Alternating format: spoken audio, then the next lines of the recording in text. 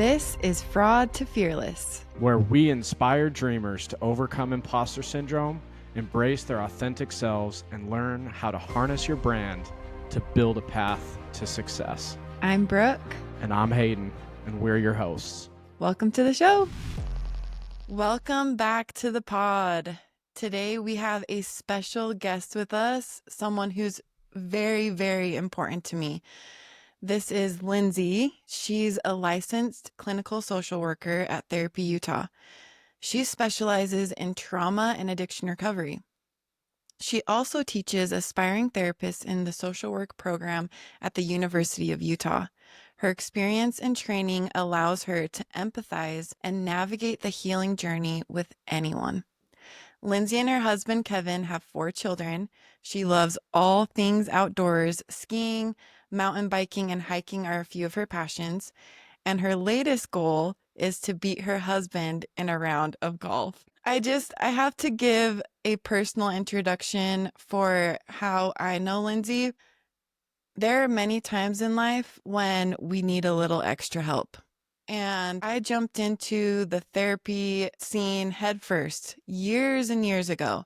And at the time, I had been playing musical chairs with therapists. And I remember Lindsay calling, and I'm like, look, I need somebody who's going to be able to call me out on my stuff, that has a vision for where this is going. Like, I want to talk, but I don't want to just be talking for years and years and years. Like, how are we going to improve? And then I met you. And Lindsay changed my life. I feel so honored to have you. I would never have guessed at the time that I met you that I would be where I am now and having a conversation with you on a podcast. So thank you for coming on. Can you tell our listeners a little bit about yourself, your journey into therapy, your background? What has driven you to help people heal? Well, first of all, thank you. I feel emotional as you were sharing what you were sharing, because I actually look at you, Brooke, and see a person who has rediscovered who they are. And it wasn't me showing you or telling you, but you've rediscovered the strength that you've always had within you. And being a part of that process was an amazing privilege of my life. So I just am really grateful. And I would say that my passion for this work is really my deep belief that people have the ability to heal, that they have the ability to have incredible transformations in their lives, and that they can, again, have a remembrance of who they were, who they came to this earth to be. And if I can help walk beside people in that process, it is the greatest privilege of my life. And I feel honored to be able to do that with so many people. You know, I really do believe that healing is not about fixing what's broken, but it's really about a rediscovering. It's a remembering of what was already there. And I believe in it because I experienced a therapeutic change in my own life. I had some traumatic events. My mom was killed in a car accident when I was 17, and had a lot of difficult things after that experience happened, that I really believe that I got through that because I learned some of the therapeutic skills. I believe that I had amazing people in my life, and then I also learned some tools, and that just really helped me. And I want to do that for other people. That's really what motivates me and drives me to do this work. We're minutes in, and I'm literally fighting back tears. And I love how we've introduced this so far. Brooke set me up unintentionally perfectly. But Lindsay, in addition to being a rock star therapist, professor, you also host a podcast, right? And no questions off limits. The name of the podcast is Therapist Question Box, where you answer the tough questions that you get from folks. And in your second episode of your podcast, your guest speaker talked about, as a therapist, you're a hope merchant. I've never heard this before, but that you sell hope. That's what you do for a living. Talk a little bit more about that and how powerful that has been on your therapist journey. Yeah, I love that idea that I'm a hope merchant, right? If I can provide people with a little bit of hope boy, that is powerful, because often when people come to me, they're at their lowest low. It takes a lot of courage to go to a therapist. It takes a lot of courage to say, you know what?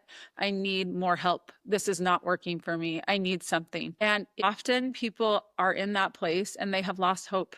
And they have lost perspective of the bigger picture. They have lost hope in themselves, in humanity, in their relationships, whatever it is.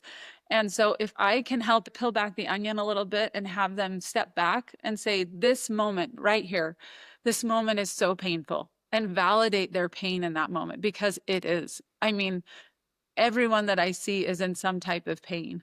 And yet, if I can zoom back a little bit, and if I can have them do the same thing, you can see that there is more than this pain right here in the moment. There is hope for a better future, even if their past has been painful. And so many people's are painful, right? But it's just providing that perspective. I think when we get in those deep, dark places, we forget, like, wait a minute, this is a moment, and it doesn't have to define the rest of my life, right? I remember that moment for me after my mom had passed away, and my little brother was also in the accident with a friend of his, and thinking, like, this is not the life I thought I would have. Like, this is not my story. This is not how I wanted my story to be. But I also remember thinking, it isn't what I wanted, but it also doesn't have to be the end of my story. Like, this is a part of my story. It does not have to define me. And I think that perspective gave me the hope to say, like, okay, it's not just now. It doesn't have to be forever, but there's more to my story. And this is an important part of my story. It will always be, but it's not my whole story. I love that. That experience, was that an important driver to leading you to do what you do for a living now? Was that like the big bang, if you will, or was that just another checkpoint on the journey? You know, it's interesting. I never really wanted to be a therapist, and I can tell you guys kind of my story around that a little bit later. But what I realized is that, you know, the therapeutic work that I did later in my life, probably 10 years after that accident happened, was so transformational and helped me to realize some of the perspective that I feel like I actually didn't have in the moment. So the moment happened, but I don't feel like I gained that perspective until years later. And I thought, boy, if I could come in and help people in the moment or after, right? And help them gain some of these tools and perspective, boy, then I've done something purposeful. I know we're just touching the surface, but seeing how you have taken something, the mess that happened in your life, and made it into your message, that you are taking something so hard and using it as a stepping stone to facilitate transformation in other people's lives.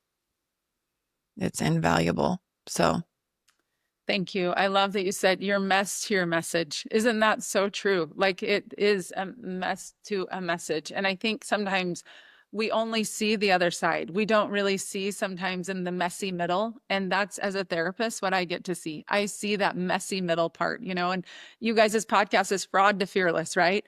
And I think I'm kind of in that middle part of that wrestle of, like, yeah, the mess, right, to the message. But in between, boy, there's a lot of learning, a lot of pain, and a lot of growth that can happen. And it is, yeah, like I said, it's the privilege of my life. And it really is, you know, as you said that, Brooke, it made me think, I've always felt like we don't just go through hard things just to go through them. Like, we go through hard things, not just for us, but to help others in their processes, you know. And whether it's just, maybe your empathy is increased. Maybe you see people differently, and maybe you view humanity differently because you have experienced things that are painful or hard. You know, I think the way that we can transform our own pain to helping others is very different for each of us. But I think it's so powerful to look at, no, I didn't just go through that to go through it. And it wasn't just a really crappy experience, but no, like, I'm a different person because of that experience. And how can I use the gifts that were given to me and my own capacity to strengthen and lift those around me and become better because of it?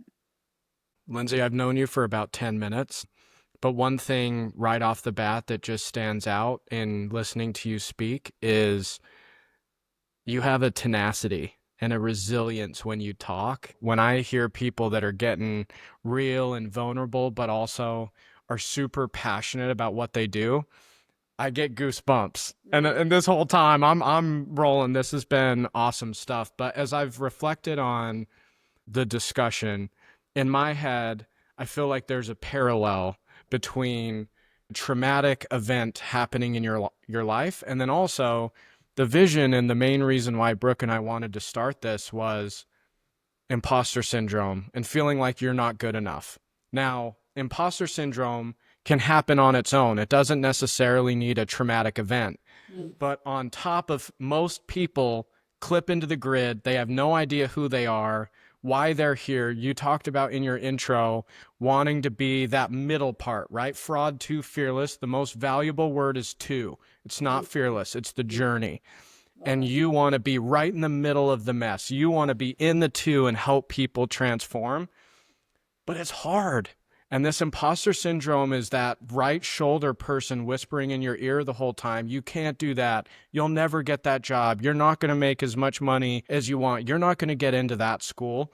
But then on top of that, when you add some of these unplanned traumatic events, I mean, sometimes it can just feel like you can't win. It's like, even if I wake up every day, even if I'm grinding and resilient and tough and I go toe to toe with life every day, and then I get hit with this traumatic event, where does your resilience, your tenacity, wanting to be in the middle of the mess, have you always been that way? Like, what inspired, where's the, just like the why? Such a good question. Have I always been like that? I will say, I had a mom who taught me that I could be anything I wanted to be. I remember I'm 5'11", and I remember when I met Brooke, we were both tall girls, and like, hey, look at that. We got another tall friend, right? And I remember as a 12-year-old girl, I was 5'11", and so how did I stand? I stood with my shoulders slumped over, and I tried to be shorter, and all the boys were shorter than me, and some of the teachers were shorter than me, right? And I remember my mom saying, Lindsay, tall is beautiful, shoulders back. Tall is beautiful, shoulders back. And I believed it. Like, I believed that what I had to offer meant something. And honestly, I believed her. She taught me I was worthy. She taught me that my voice mattered. She taught me that what I had to say could impact people. And I watched her do it. I think I watched her demonstrate fear, like, oh, this feels a little scary. And then I would watch her, she held group therapy in our basement, and I would watch her do it, and I would think like, and she was a little rogue. She actually didn't have any like therapeutic background. She didn't have any schooling. She was like, I don't care. People need support. So come on over. We're going to do this, and I'm going to learn how. And I just think that like I had it demonstrated from a young age that like, so what if you fail? So what? And you know what I also think helped in my resilience is my mom was a great example of laughing at herself and just kind of like, don't take things too seriously. Like, she was this beautiful, articulate, compassionate person, but she could laugh at herself, and it just made it like, it put everyone at ease, including her. And I think I've learned that, like, you know what? Don't take yourself too seriously. Like, you know what? Most of the people that have had success didn't just get there overnight. They've had to get back up over and over and over again. And so I think for me, you know what? I often use this with my therapeutic clients, and I've thought it for myself too. Sometimes we have so much fear, and we're, in that two, right? From fraud to fearless, and the two in the messy middle. And we have so much fear that like, what if we fail? What if? And the truth is, often I will go again with therapy patients to, okay, so what if? And they will say, but that I don't even want to talk about what if happens. Well, what if it did? Well, if I failed in let's say it's a business. If I failed in my business, then I would lose a lot of money. Okay. And then what? And they will say, well, then I'd have to start all over. Okay. Well, then what? Then I would be embarrassed, and it'd be painful, and financially it would be hard. And I go through that process with them. And at the end of the day, guess what? They would still wake up. They would still eat breakfast. They'd still take care of their family. They would still get dressed. And you know what? Doesn't mean it wouldn't be hard, but they'd survive it. And sometimes we're so afraid of what we don't know or what we think the worst thing is. And the reality is, we would survive most of those hard things. I mean, guess what? If we look at our history, we're 100%, we've survived it. Here we are, right? So we're a great case study of surviving the hard things. So I think I was taught resilience, but I also think I have learned that, you know what? Sometimes our biggest fears are actually pretty manageable. We can get through a lot of things. There's another episode of your podcast that you said, when we don't know the answer, human nature is we panic if we don't know what to do or the answer. And so it was interesting to watch you just go through a scenario where it's like, okay, if this happens, so what? So what? And you don't know the answer, but working through that with someone is such a powerful tool. And it's fascinating how the default mechanism is to panic. And we had an earlier episode, Lindsay, I think you would appreciate this, but we had an HR leader on here, and she talked about how when you failure drives a lot of these feelings, right? And that fraud feeling. But when you fail, it's your reputation at stake, not your identity. Your identity is who you are. Your reputation you can change, but then also this symbolism of, we don't know what we're doing, so let's just panic. And it's like, no, relax. Give yourself some grace. Let's get through it together. The messy middle is actually the good part. So Totally. let's enjoy it. I love that. Totally. Yep. I couldn't agree more. And the truth of the matter is, that's what gives you passion. And that's what gives you purpose, is sometimes in that messy middle when it's not clear. Right. And I think what you said is interesting too. I think a lot of it is our ego. We're so afraid, like what it'll look like and the truth is, guess what? We need to break down our ego anyways. So maybe failing is a way to help us get there a little quicker. So congratulations. You know what I mean? It's okay. As I'm hearing about your story, Lindsay, and you had this amazing role model of a mother who came in, taught you these things that infused you with this belief and hope and tools, essentially, that would help you maybe when you come up against imposter syndrome or this fear of failure. So speak a little bit to those of us that didn't have that mentor. We didn't have that person saying, tall is beautiful, shoulders back. Have there been times in your life that, even though with this background, that you felt the imposter syndrome come in? And what helped you work through those things, or what advice would you give to those of us that have felt that way too? Oh my gosh, have I felt, let's be honest, I have felt that so many times, right? I don't know that anyone's really honest and they can, if they were to say I've not felt that. I just think that's part of the human experience, especially if we're in a growth mindset. Like if we're thinking, I want to be more, or I want to fulfill my purpose. Well, that's often going to be uncomfortable. That is not going to just come easy. That is not just going to be like, oh yeah, and it makes sense and there's no bumps. Like I just think having some of those moments of self-doubt is so normal. And I really think that part of it is recognizing, what is the self-doubt? Is it that we don't feel like we're fully enough until we've arrived? Is it that we don't feel like we can really offer value until we've arrived?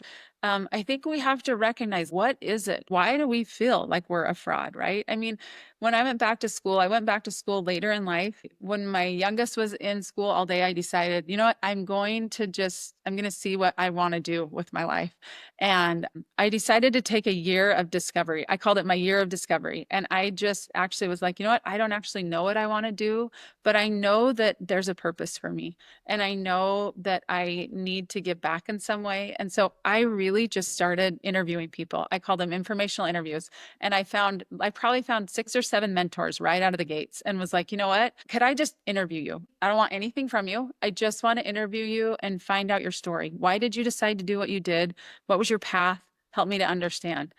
And first of all, I was like, ugh, people gonna be annoyed? I'm telling you what, people love to talk about themselves. They were thrilled. Like, when they knew I didn't have any other agenda, but just to learn about their story. And what it did was actually transformative, because what I learned from the people that were my mentors was that they all had to start somewhere. It didn't matter if they were going back to school as a 40-year-old mom, 4 kids, and not sure exactly what they wanted to do. It didn't matter. They had to start somewhere.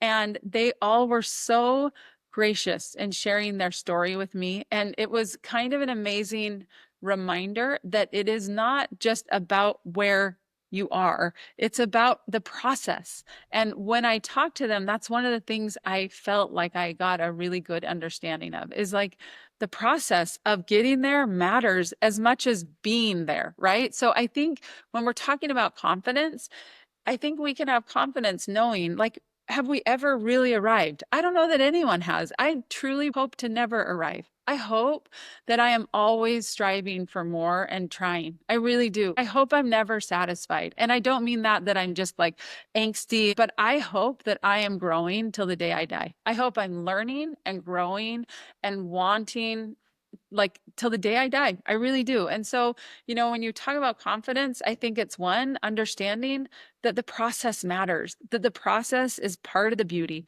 and that I can add value even though I'm not perfect and I'm never going to be, but I can add value right now, right where I'm at. And, I do think that idea of like, you know what, even if you don't feel confident right in this moment, act it. It's okay. What if I just trusted that I was enough? What if I trusted that? Would I behave differently? I probably would. And so really, it's kind of that fake it till you make it. I actually think there's a lot of truth to that. I think we all have to take that one brave, courageous step to say, you know what, this feels uncomfortable. And I do feel like a fraud. I mean, when you said, do you ever feel like that? I thought, oh my gosh, all the time, all the time. And I step into it all the time. Oh, just the passion that you're like, I hope that I never stop growing. That speaks to my soul. I Mm. love that. But not in an anxious way. And I feel like that's a very tricky balance, because it's very easy to get caught up in like, keep going, keep like, I'm not good enough. So how do you do that? What's the balance between really embracing the process and saying, okay, I know that I'm not there, but I love this growth.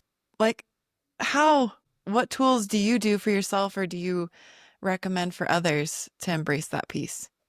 Yeah, such a good question. When I think about that, I think that I have to get really honest about what my discomfort is, first of all. Like, am I uncomfortable because I'm acting out of my values and my purpose? Is that where my discomfort is lying? Or is my discomfort because I'm actually trying to live in my purpose and my values? And part of that is uncomfortable, right? So I think that is an understanding of that discomfort, because we're going to be uncomfortable. But again, I love that differentiation of like, I'm not anxious and just hustling all the time. Like, that's not the goal. But the goal is, am I living true to my purpose? And I really think, Brooke, when I think about so many people in the therapeutic setting, when I talk to them about what are your values, like what really matters to you, that is a hard question for a lot of people. They have been told what their values are, whether by their family, their community, whatever, but really what matters to you. And when you get super clear about that, then you can say, okay, am I living in my value system? Am I trying to honor my purpose? I mean, honestly, once I decided, okay, like human behavior, helping people therapeutically is part of why I'm on the earth. I really believe that. And because of that, I feel like, okay, I can just keep growing. And you know what? I don't have any idea the trajectory of my career. Like, I know I love speaking, I love teaching. I know that's my passion. What it's going to look like, how it's going to evolve, I do not have any idea, but I have faith that as I'm willing to take the next step, and that growth matters to me, that I will be guided, and that I will keep being willing to be uncomfortable. And as I'm living in my values, those are the things I have to remember. Am I living in my values? And if I am, then okay, that discomfort's okay, right? And not to share another personal story, but Please. my cute grandpa died a couple of years ago. He was 106 years old.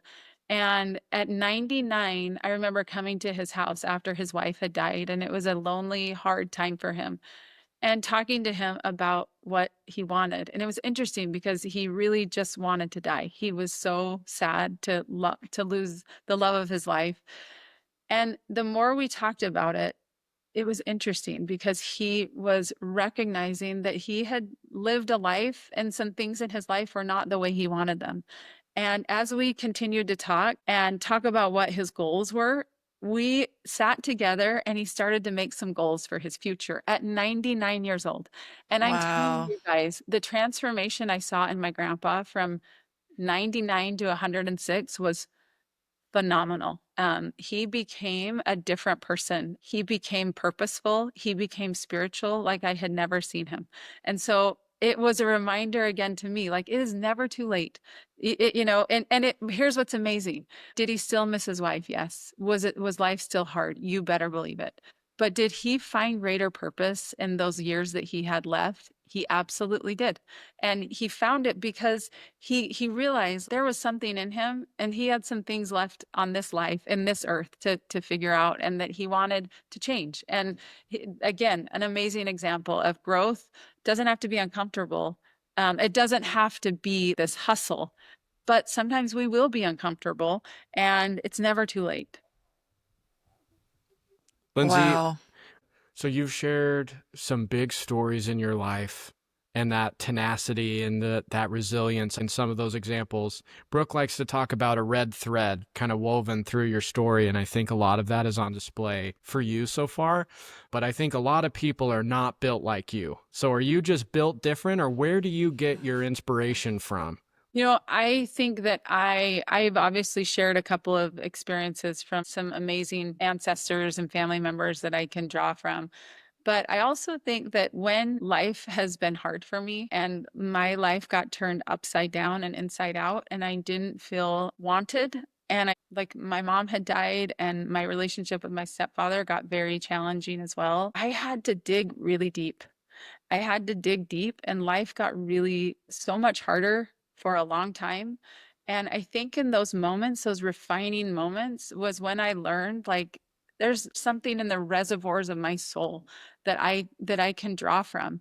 And I have always had a faith in God, and I believe that that relationship was refined and I leaned on that relationship. So I would say, it was I've had amazing examples, but I've also had a faith in something far bigger than myself, far bigger than myself. I knew I couldn't do it alone. When life felt like it imploded, I had to draw from a, a Heavenly Father that I knew loved me and had my back, and that mattered. And so that has always been like such a pillar to me of motivation and strength. And again, perspective. Like it wasn't about that moment. But I think sometimes when we go through the really hard things, we come out different. We come out of that refining fire different. And I forever changed because of some of those refining experiences in my life. I'm not the same person. So I think that's the motivation isn't just like this kind of rah rah, it's born from experience. And I think when it's born from experience, it feels soul deep. I believe it because I've experienced it.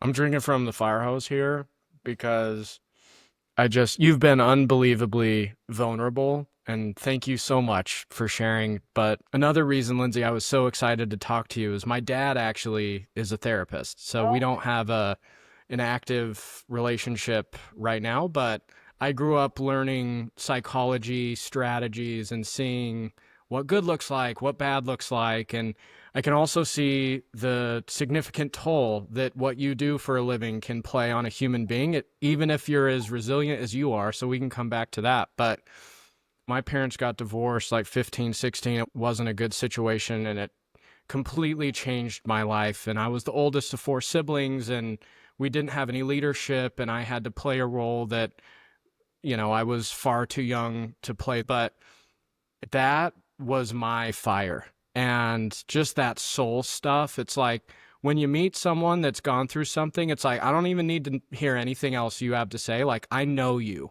I just know you. But one of the hard things through that story was I can count on one hand the people that have never thrown me away. There's like less than 5 people that in my life have always had my back, always been there. Everyone else, including family, extended family, best friends, all that, have thrown me away. And I grew up kind of feeling like a stray dog.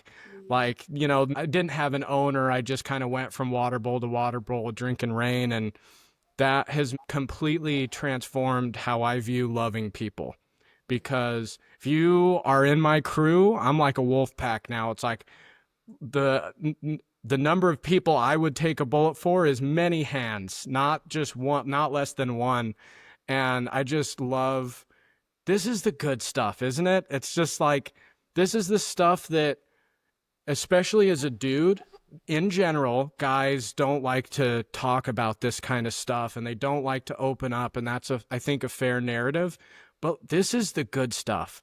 This is where we want relationships to go. This is the reflection that we want to have. And I think having that reflection and hearing some of these stories, that makes the two so powerful. That makes the gray, ugly mess worth it.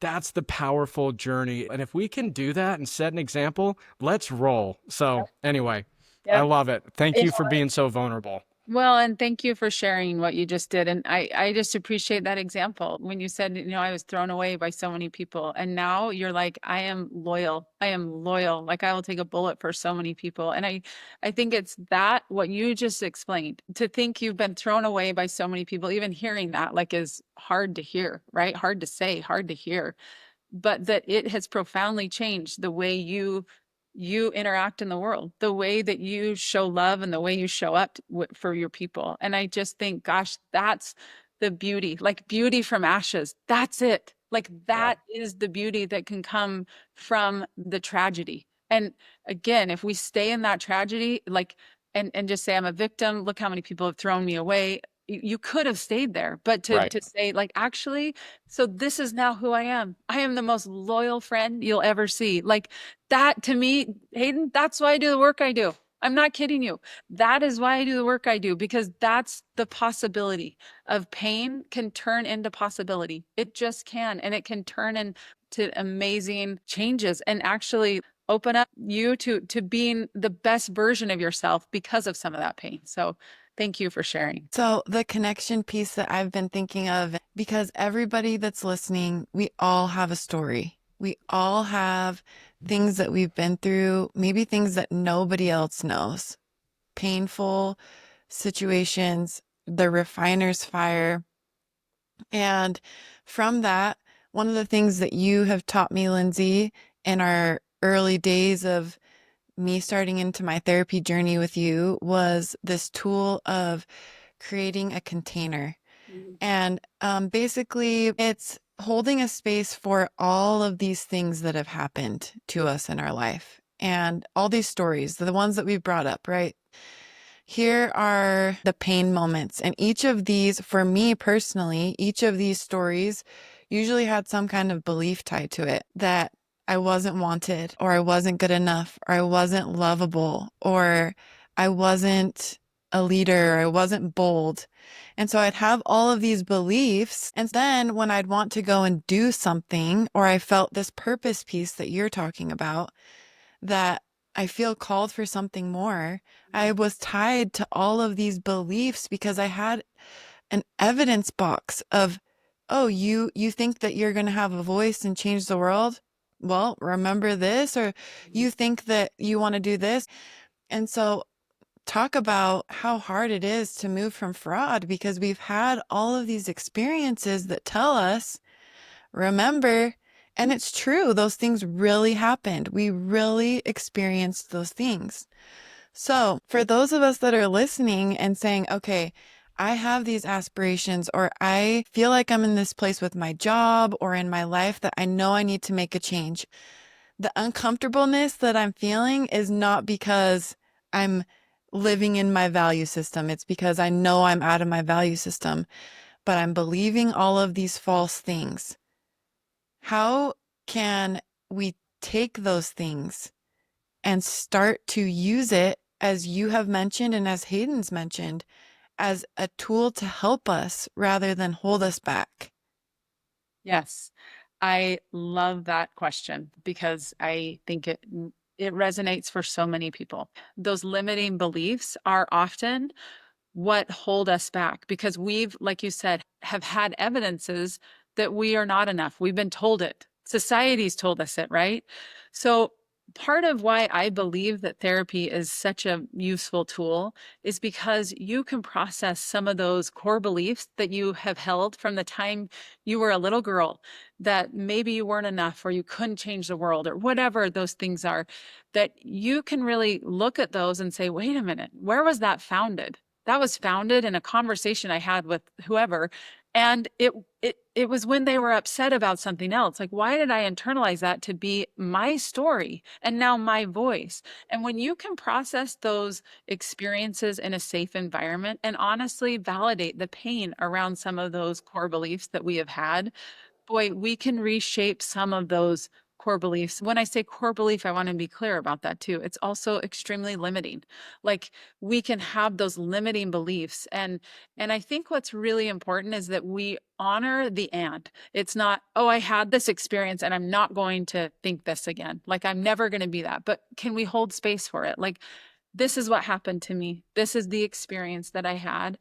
And this is who I choose to be, right? This is the messaging that I receive. These are the limiting beliefs that happened. And I choose to honor those things and recognize the pain of that experience. And I also choose to not be limited to that anymore. That's not actually who I am. And stepping into that feels courageous on every level. And I think when people say, like, oh, some people say the work of a therapist, like, oh, how do you do it? And I think, oh, actually, it's because I see that all the time. Yes, I see the heavy and the hard, but I actually see people recognizing some of their limiting beliefs and then changing them, right? And Brooke, if you don't mind me asking you, I think you are actually such a good example of this. What do you think it has been for you that has, if you don't mind, I'm going to interview you for a minute. Like, what has it been for you that has helped with some of those limiting beliefs to say, you know what, I'm stepping into this. I'm stepping into who I know I'm meant to be. This was, and there's still remnants of it that I battle with all the time because so for me, I love getting feedback. Like I have had my perception and maybe my survival or coping mechanism has always been, okay, what are other people thinking about me and how can I adjust and how can I improve? Like I resonate with the thing of how can I grow and become the best version of myself. And a lot of that was taking in feedback from others. So I think the hardest piece was I had this huge pile of evidence of what other people told me that I was, Mm. that I was this person, and I believed it. I was like, there's got to be truth, right? And I want to own what I can own. But I got so mixed up and relied so heavily on those experiences of this is what happened then, and this is what this person that I love so much believes about me or has said about me. So it must be true.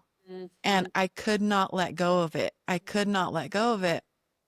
But you talked about this discomfort. It's the discomfort of either living outside of our values or living within them. And I realized something is not right. I think the biggest piece for me was finally getting to a point where I said, look at what's happening to my life and who I am. I was dying, and the fruits of my life, who I was, what I was doing, none of it brought joy or happiness. So taking the step to say, okay, I don't know what's true or what's not true anymore. But which one is going to help me progress and which one do I want to be? And so I had to make that decision of I want to make an impact.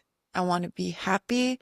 I want to help other people. So I'm going to make a choice to try to do these things. And I think, unfortunately, like you said, I had to reach rock bottom to make the choice. Like it doesn't get worse from here.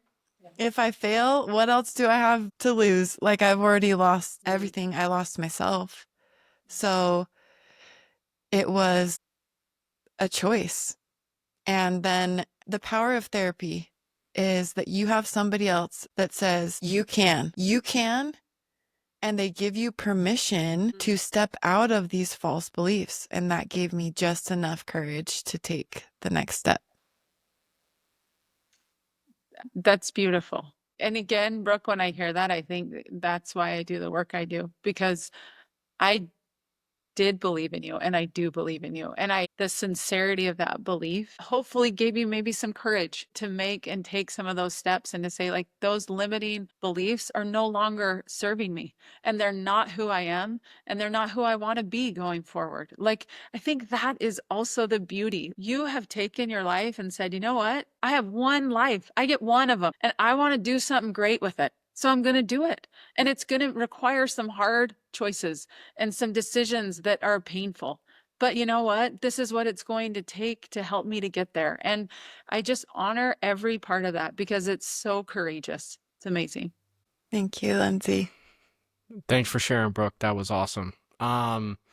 Lindsay, as we wrap it up here, I've got one more question I have to ask you. So we've had a series of different guests on the podcast, and we've hit a lot of similar themes, but I think one thing that you can give unique perspective in is maybe there's a spouse who is addressing imposter syndrome. Maybe it's a coworker. We've talked a lot about trying to identify it and strategies with yourself, but what advice would you have for leaders out there on how to address imposter syndrome in someone other than themselves?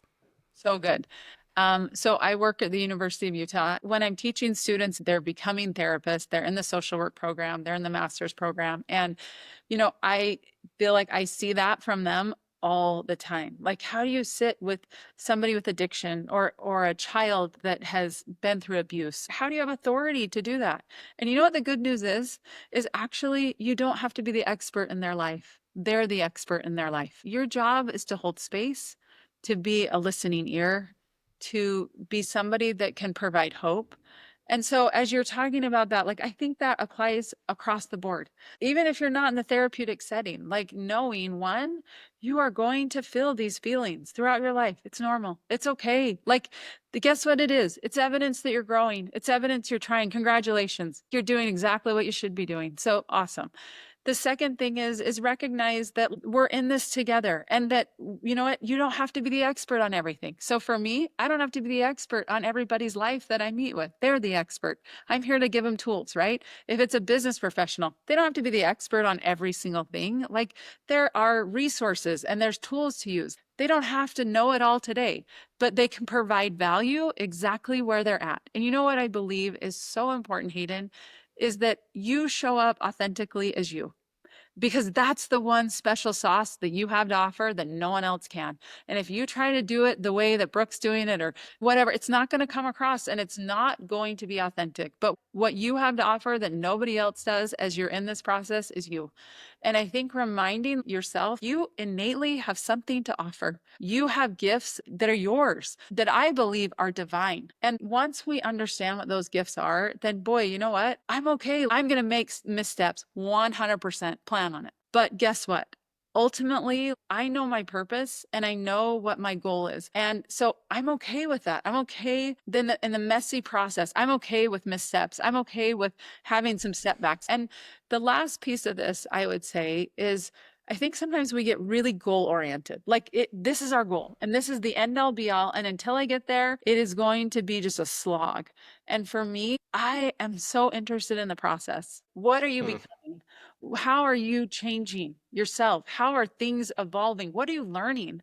And for me, it's understanding and helping others as a mentor understand that the process is just as valuable as the destination, and to not lose sight of that, because the process is often where we find so much of that understanding. It's gold. It's gold. So to not just go, oh, until I get there. No, no, no. Actually, the learning is the amazing part of becoming that is so important. Do not lose sight of that, because that's where the real richness happens, right? So, Lindsay, I just started a new job 8 weeks ago, and I'm learning a lot. I thought that eventually I would just be an expert at every single role. In one of your episodes, you talk about one of my favorite dynamics, this idea of like being comfortable, being uncomfortable.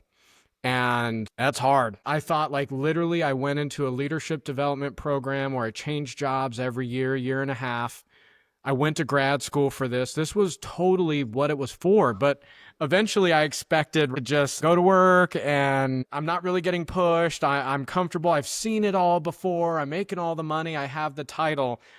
But that's really where the two is, right? And I think you've talked about this throughout, but maybe like our last question, then we can go to final takeaways. You shared a really traumatic experience that shaped your life. In the moment, I imagine it's probably impossible when you're talking to your clients for them to appreciate now. I think as you continue to overcome those hurdles, then you build tools so when the next traumatic event comes, you can identify and reflect sooner so that you can appreciate the emotions while you're in it, while you're in the thick of it. Talk to us a little bit about that dynamic and what advice you would have of, as hard as it is, being ready to live in the emotions that you're feeling.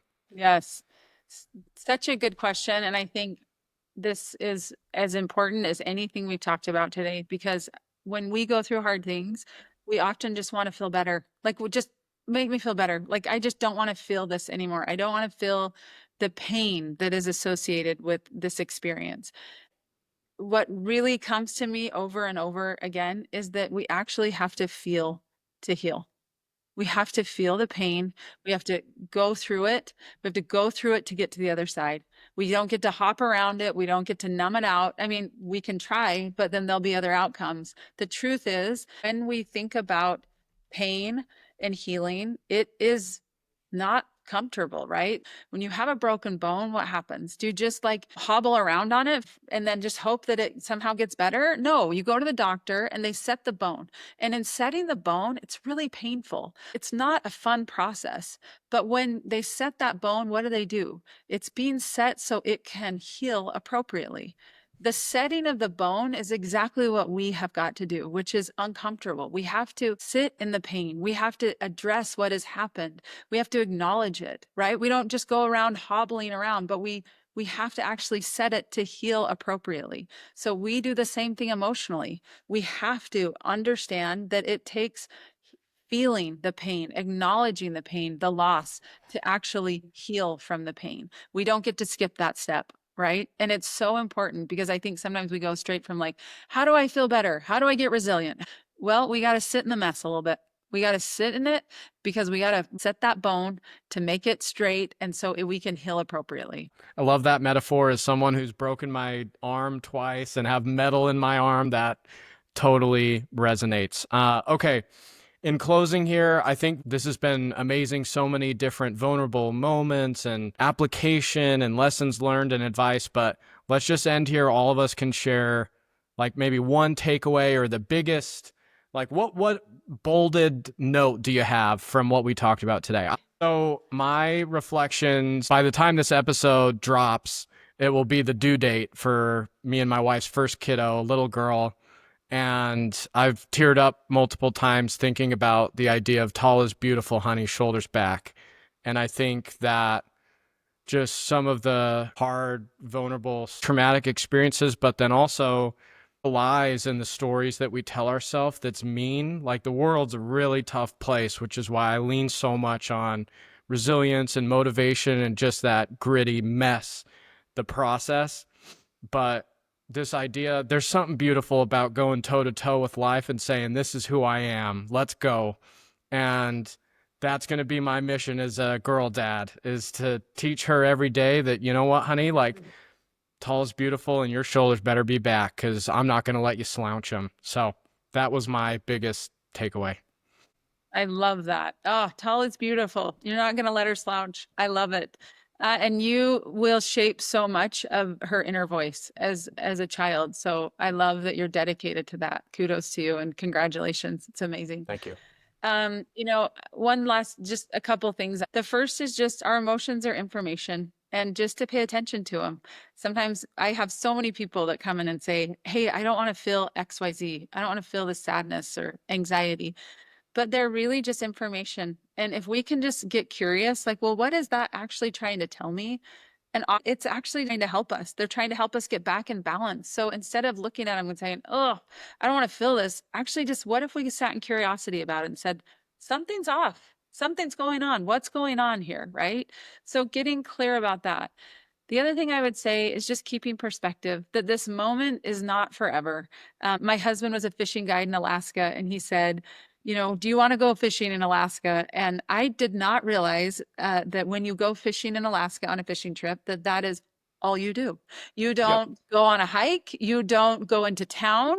You wake up and you fish and you Oh eat on the my. boat, and then you sleep and you rinse and repeat every single day.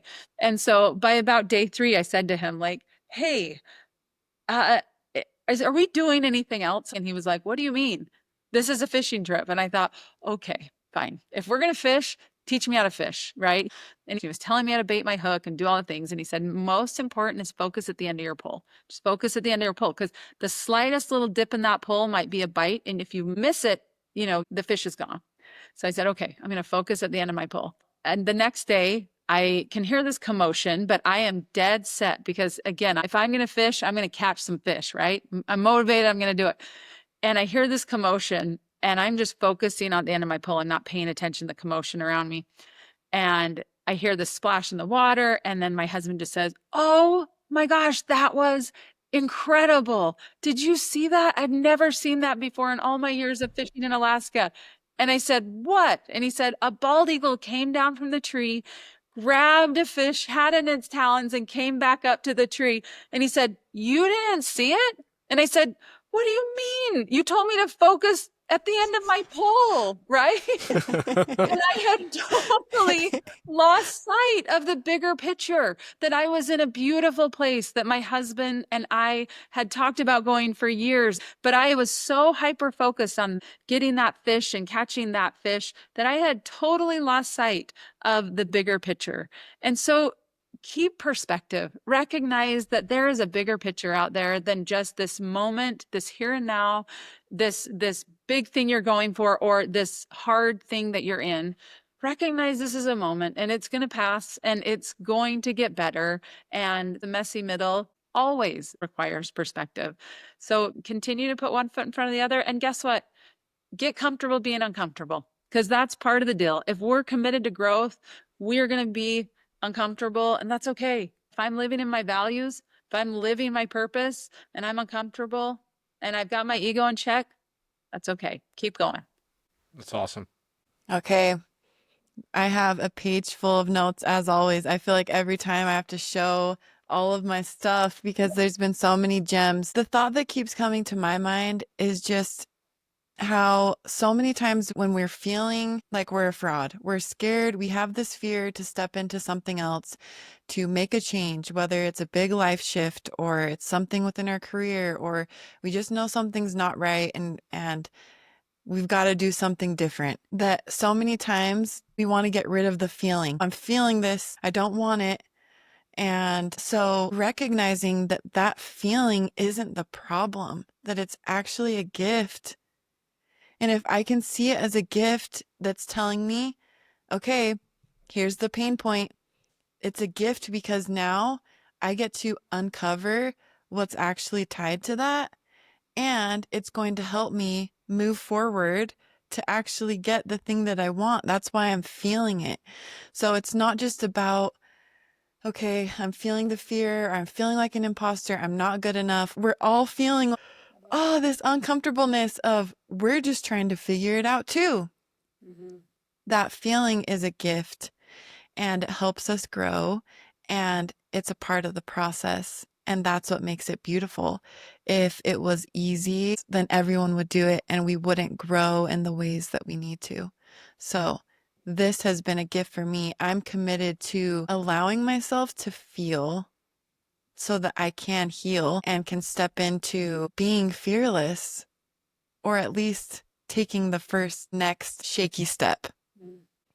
Lindsay, thank you so much. We have enjoyed having you on the pod. And if you would like to follow Lindsay, we have great ways for you to connect. I am always very careful about what I fill my mind with. That's so important to me because As we've talked about, what you consume, who you surround yourself, that's who you become. Lindsay is incredible. Hayden already mentioned that she has a podcast. We'll link it in the notes, but you can also follow her on Instagram. Her Instagram is Therapist Lindsay, and she's on LinkedIn.